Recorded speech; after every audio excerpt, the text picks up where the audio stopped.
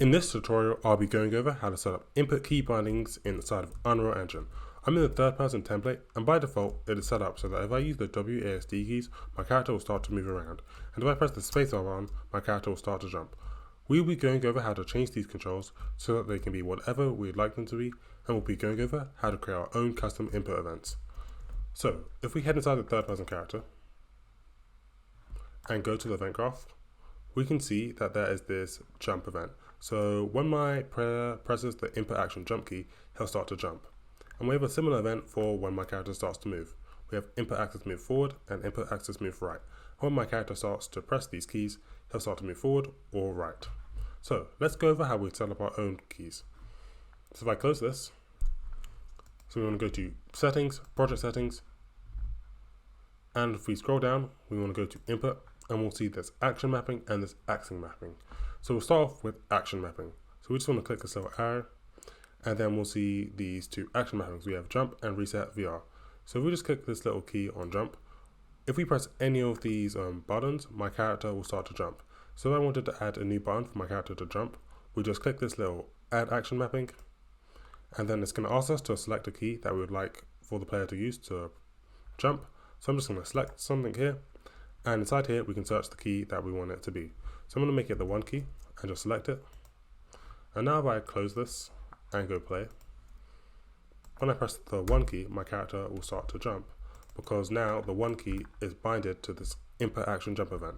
So we're going to do a similar thing for our input axis move forward and input axis move right. So if we just close this and we'll go back to our settings, project settings, and back to the input, and this time we're going to go to axis mappings, and we have this move forward and move right. So I'm just click this arrow on the move forward, and we can use all these keys to move forward. So let's add our own key to move forward. So I'm just going to click this add axis mapping, and to move forward I'm going to make it the Q key. And with these axis mappings, we can see that they have this scale next to them.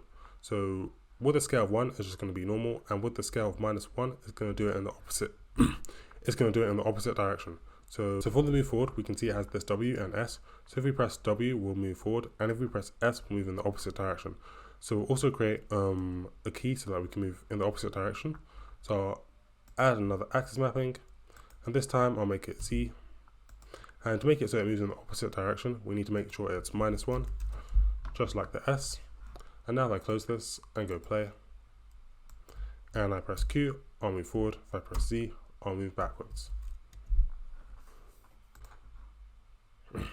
So with our axis mappings, it takes in this axis value, which will determine if we move forward or move backwards. So that's what the difference between this input axis move forward and this input action. So this will just be the event. This will also take in an axis value. So let's go over how we would create our own one if we wanted to. So I'm just going to close this and go back to my settings and project settings. And we'll go to input. And say I wanted to add a new action mapping. So I'll just click this arrow. It'll ask me what I want to name my new action mapping. I'll just call this print string hello. And I'll make it so that when I press the 3 key, it will do this event. So I'll just close this. And to add a new event, let's just go to our third person character, right click, and we're going to look for our action mapping that we just created. So I called mine print string hello. And when we press our action mapping, it will ask us what we want to do.